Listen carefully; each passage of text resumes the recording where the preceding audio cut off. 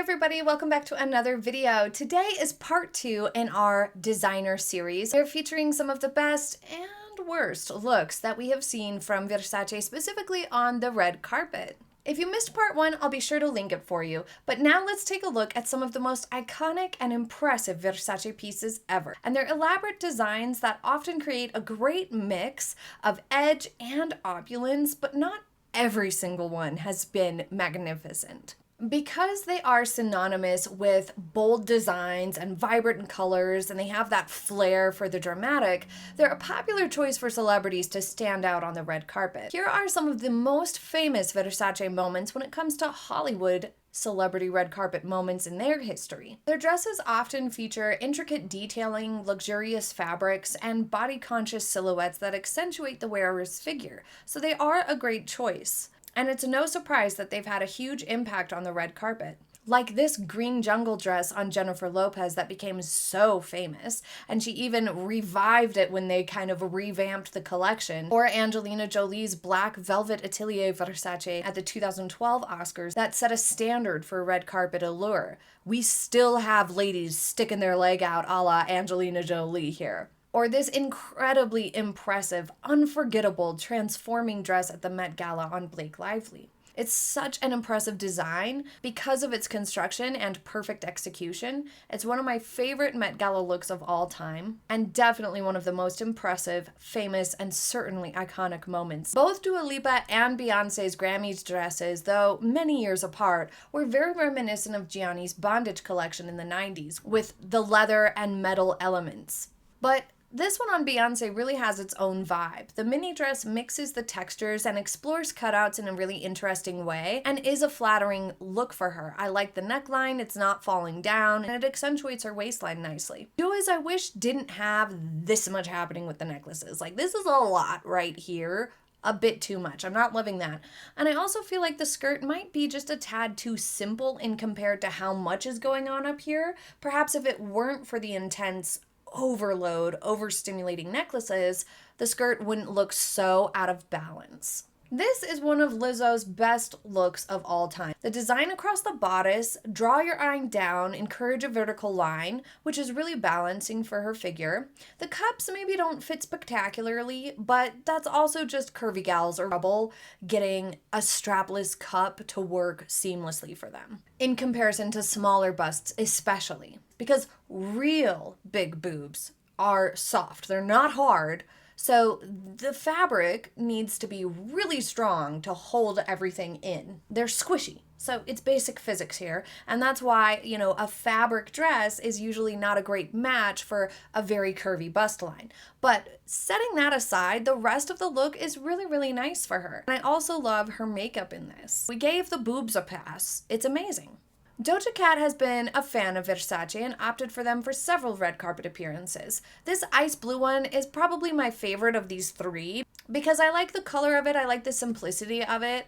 I don't love the sheer skirt aspect, but because it's a bodysuit rather than just briefs, I think it helps it along some. It doesn't give just undies with a sheer skirt. It definitely helps that it's a bodysuit. It's still not my favorite. I think it would have been prettier if it were lined still. And the straps, I'm not 100% behind those straps. This black latex dress is very, very well done. It leaves the drama exclusively to the silhouette and the texture being this latex choice rather than a fabric element. So that created less competition within the dress itself and helped it to be more successful. And this one, though, is my least favorite of the three. I really don't like the color combination going on here or the feathers at all. And I've never been a huge fan of them, the designs that are just completely open across the front and unzipped. It does give a little bit of a I might pop out of this at any second vibe. I think it would have been cool or interesting to see it if it were zipped up a little bit more, but still the feathery skirt is just not the vibe. Now, you may be wondering, because Versace tends to be a little bit more edgy a lot of the time, whether or not they have been a safe choice or a preferred choice of any members of the royal family. Well, I can tell you right off the bat, Queen Elizabeth certainly missed the Versace train, and it seems that Catherine, the Princess of Wales, has not ever worn Versace, as far as I know. And I don't think Meghan Markle has either. However, you may be surprised to learn that Diana, Princess of Wales, did on many occasions. So while they're not a typical choice for the British royal family, they did have a lot of dresses and skirt suit sets that she wore, especially this really interesting like high sweetheart neckline here. It's a very pretty dress, a lovely regal color, and just very nicely done. This one is my absolute favorite Versace piece that I have seen on Princess Diana. It is so gorgeous, the beading is so amazing, but most commonly she went for their skirt suits. They were always perfectly tailored, and I think this pale blue with the gold buttons is probably my favorite. It's also the most recognizably Versace. As far as I could find, the closest Catherine or any of the other royals have been to wearing Versace is the fact that Donatella really wants to dress Catherine, the Princess of Wales. She has commented in many interviews that she would love to dress Catherine, and she even commented when the Queen was still with us that she wished she could dress the Queen. Now let's take a look at some of the most questionable items we have seen on the red carpet from this designer. We have Paris Hilton here in this mismatched, just kind of messy option. I think that it was just two different dress concepts stuck together. It's just not working. I think that the purple and blurple top with the cutouts could have worked really nicely with just a plain dress. It could have been a nice empire dress moment with color blocking that could have been fresh and modern, but paired up with this green sequined situation, it's a no. Christina Aguilera looks like something from Dancing with the Stars, and I don't know, there's just way too many necklaces going on. The worst crime, though, is her hair and makeup. Very tragic. Amal's sheer skirt situation here looks really messy. I just am not loving this. It's also got an asymmetrical waistband happening. I think they should have picked one or the other because the skirt underneath also has asymmetry. It's just way too much happening. It's come across really messy. I was surprised to learn that this was Versace. While her giant man pants here have a great start with the top, and even the structure of the pant is really interesting here. The way the pleats are done down the leg rather than at the waist, I think that's really interesting and has potential, but they're simply too long to take seriously here. We do have standards, and these are too long. This black jumpsuit that she did is way better. It's not too long, and it's just a much more polished look. But let's take a look at some more times that Amal Clooney opted for Versace and really nailed it. This yellow dress is absolute perfection. I want it. It's gorgeous. It's perfect in every way. It's just fabulous. It looks so amazing, and it looks lovely on her. It's just perfect. I also love this green dress here, or this beautiful white gown is amazing. She's had a lot of success with Versace. She seems to really be drawn to the brand, and they are a good match for her. She carries them really nicely, and their more modern designs that are very accentuating to the female figure are the perfect match for her and her body type. There's been a handful of other questionable moments from Versace on the red carpets, though, including this maternity look on Serena Williams. It's just not vibing, or this one here whose pattern is maybe a little too loud.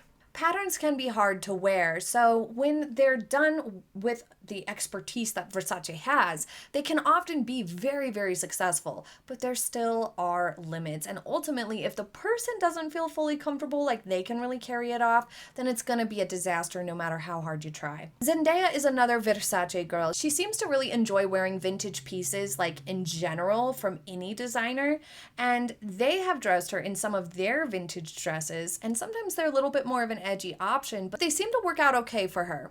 I really love the high contrast of this green and black gown, although I don't really love what's going on with the boobs. They just look a little awkward here, this design specifically, but the rest of it is really successful. Also, where's her necklace though? She could have really benefited from a necklace in this look. This brown dress is from the 90s, and it's got a beautiful structure that fits her perfectly. The tone of the dress is amazing. This looks so pretty and polished, but the fabric is reading wrinkled, especially on the skirt. I think I liked this 1996 version better. It's also brown tones, but just came across a lot more successful. It doesn't have that wrinkly effect across the skirt, so this one I think was better. Beyoncé even turned to Versace to design a custom performance costume for her album Renaissance performance that was perfectly on theme.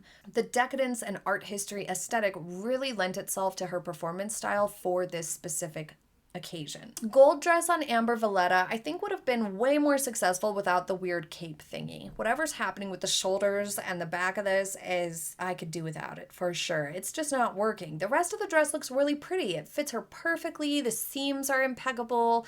It's lovely. It's just, what's this blob happening back here? Elizabeth Banks, okay.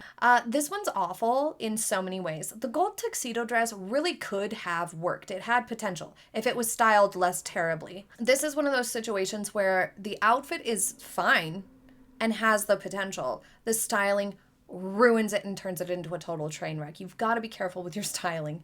The fringe coming off of these thick ankle straps on the shoes is horrendous.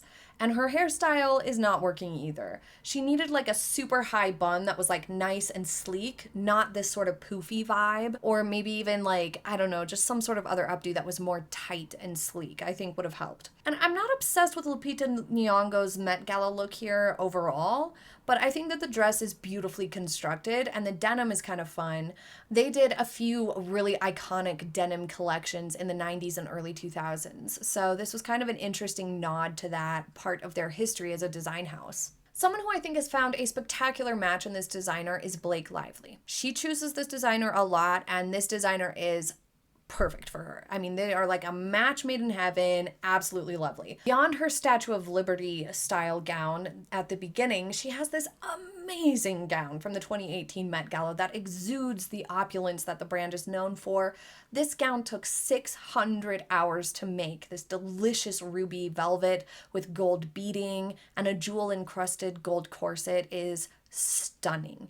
It is so well done. It is so Versace and it looks impeccable on her. It was perfect. This pastel rainbow dress is so pretty, fits her perfectly, and the internet went wild for it. We're absolutely obsessed with it. Often when you look across her red carpet appearances, Versace looks are some of her best.